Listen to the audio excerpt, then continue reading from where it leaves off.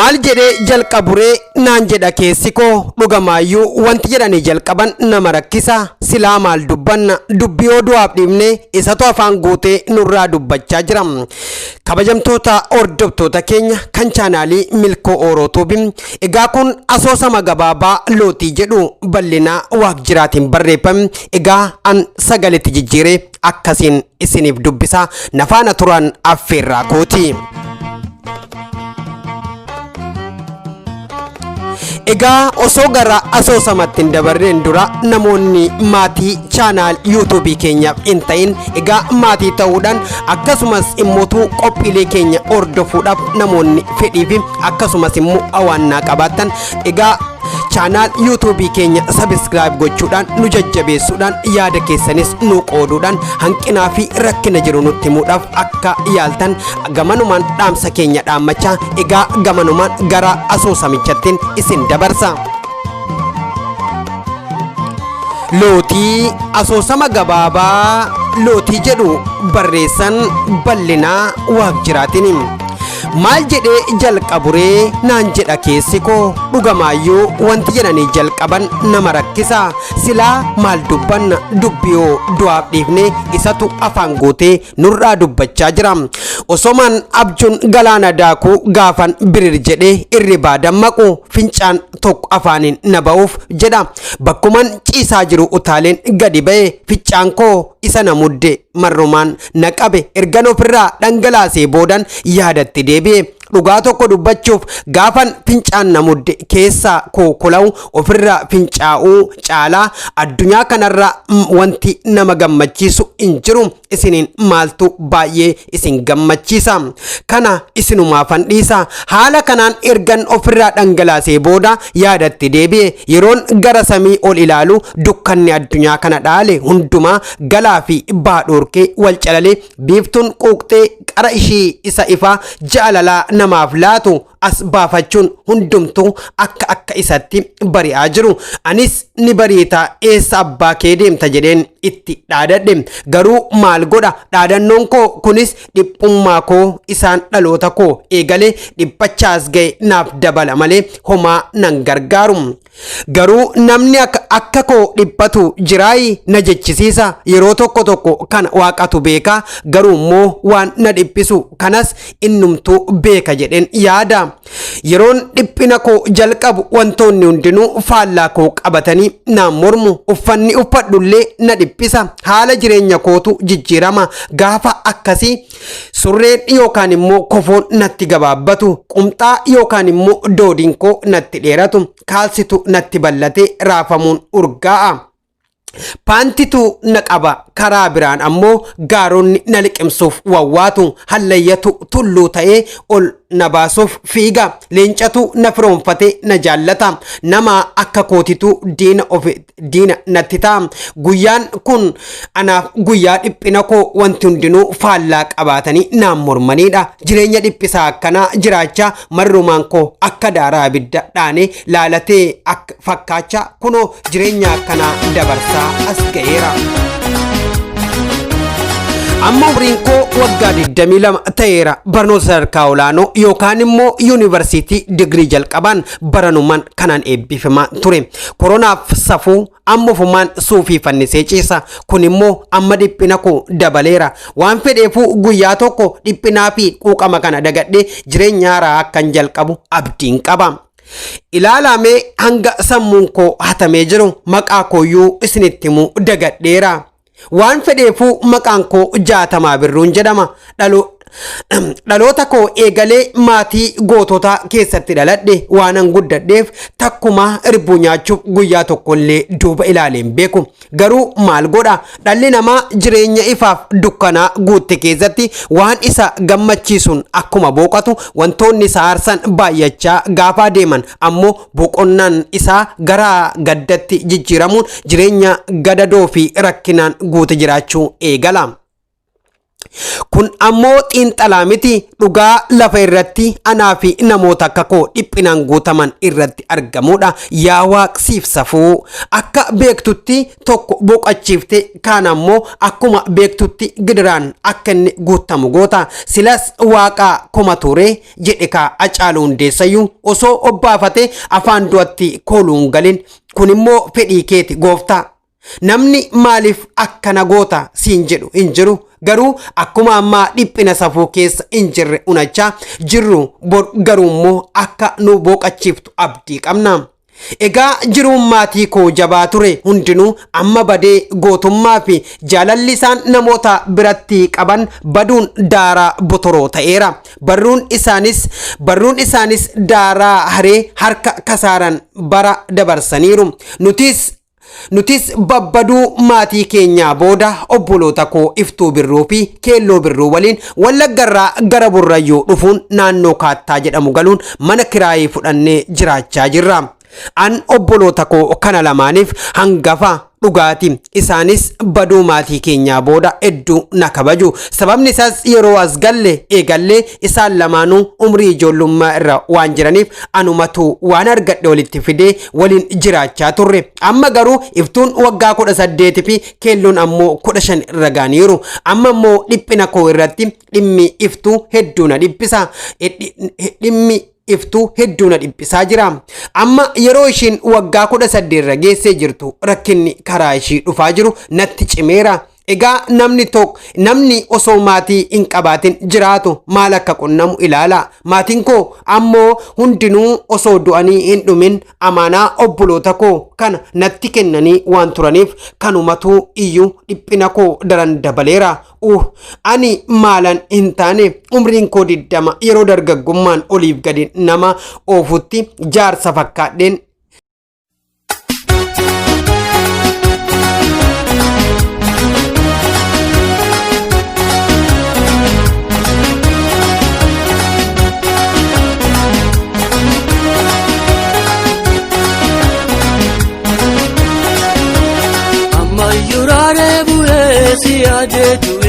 amma yurare bure siyadedu amma yisa yantalo martu gatisa. Egaanis du'a abbaa kiyyaa fi haadha kiyyaa booda xiqqoo jarjara ta'an dhufe. Ammayyuu waa'een koo hedduu na ajaa'ibsiisa. Silaa barana kanan eebbifame hojiif of qopheessu kunoo koronaanis dhufe kaayyoo koo harkisuun duuba deebiseera. Yuunivarsiitii Haramaatti gosa barnoota litireechariidhaan barnoota koo xumuruun eebbaaf qophaa'ee akkanumaan taa'aa jira.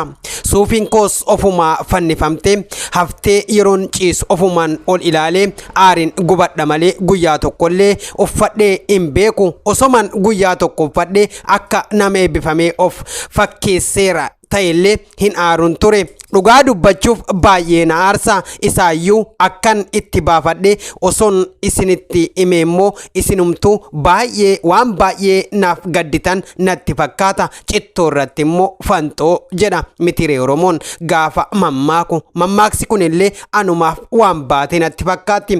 Haaluma kanaan dhiphinni koo dabalaa dhufurraan kan ka'e sammuun koo yeroo tokko hanga waa dagachutti ga'ee ofumaan jeeqamaa qalbiin raafama. Keessumaa yeroon waggaa lammaffaa yuunivarsiitii Haramaatti deddeebi'u barachaa ture ijoolleen dhiirota naannoo Burraayoo kun dhiiga koo danfisanii naan taphachaa turan. Ammas taanaan yoomna biraa hafan miti.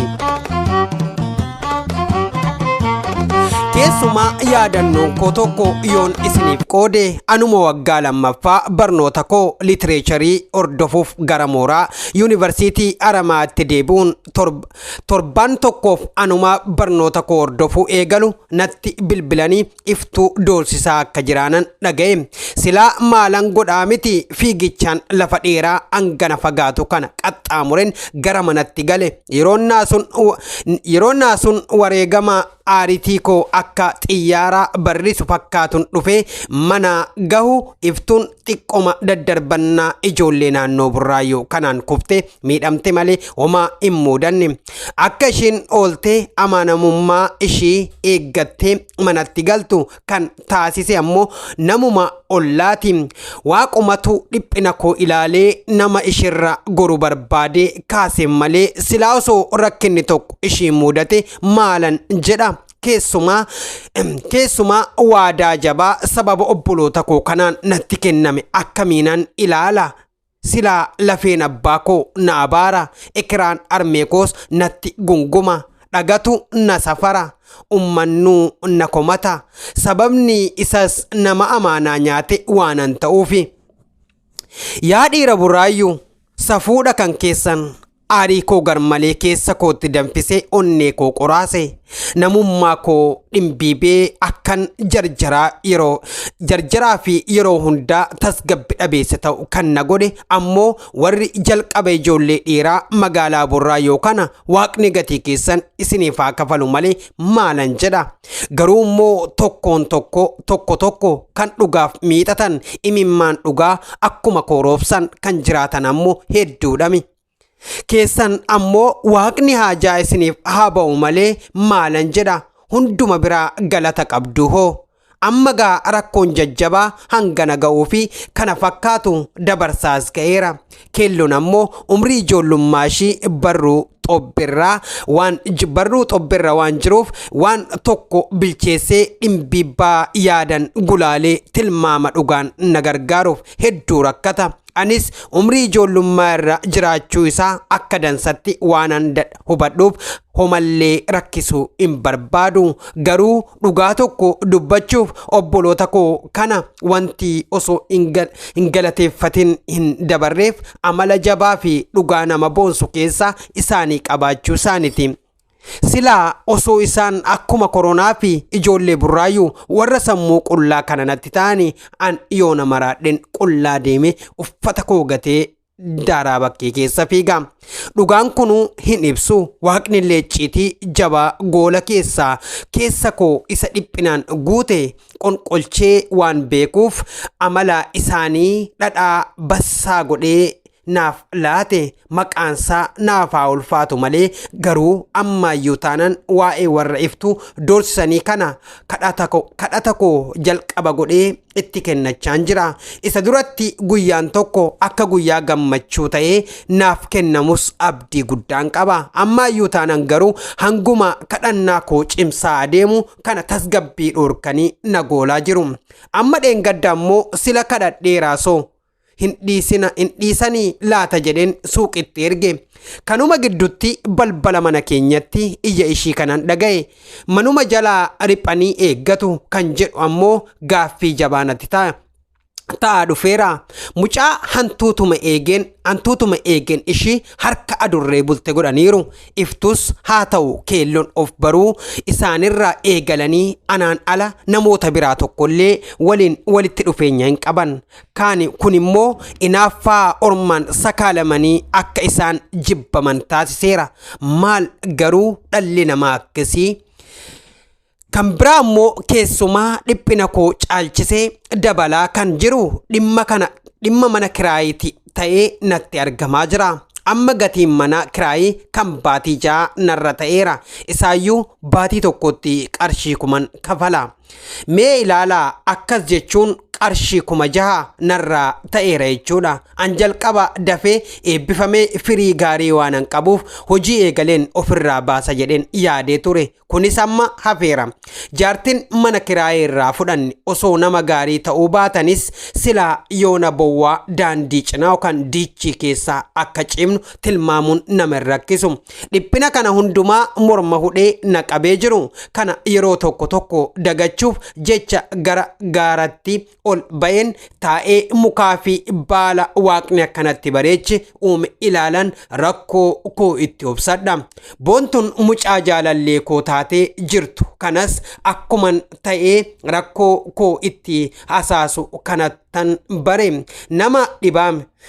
Gaafan boontu ija kootiin argu ilkaan kootuu wal rigee hidhii kootuu socho'uun dubbii minxireersuu eegale. Koottee kootuu na sirbe bareedinni ishii hin ibsamu. Waanuma jedhanii dubbatan nama dhorkaa. Hangan yuunivarsiitii turullee takkaa lapheen durbaana hatee durbaaf kaayyoo koo dagadheen beeku. Amma garuu keessi koo nana'eera.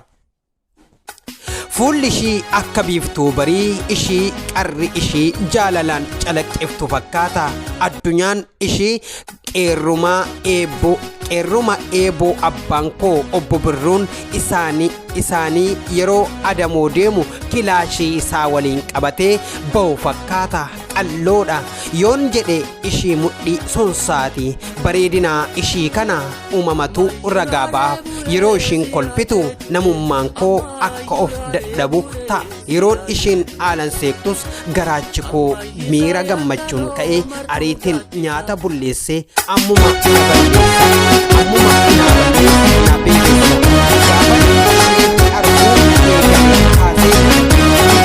illee xiqqoo ishii ol adeemaa jiru fuulli koo na ifaa jira obbolaan koo miira fuula koo irraa mul'atu arganii ammuma iyyuu amala koo kaleessa fi ardhaa faallaa isaanitti ta'uun culul jedhanii na ilaaluu eegalaniiru boontunis akkuma sosodaachaa gaaffii jaalalaa dhiyeesseefin tole naaf jette jaalala dhugaa na waliin eegalte kana waaqumatu naaf qopheesse jedhee of amansiiseen jira ammas maal arguun dhangaa jaalalaa waliin qooddachaa jirra yeroo ishiin ilkaan ishii adii cabbii fakkaatu bisi gochuun kolfuu eegaltu jiruun koo abjuu natti fakkaateen nadhii dammaan unadha kunoo amma rakkinaa fi gadadoo akkasii keessa taa'een jaalala bareedduu akkasii eegaleera boontunis jiruu koo tilmaamuun waan hundaa of harkaa qabdu fiduun walumaan dhandhamachuu eegaleera. Itti fufaa kutaa lammaffaa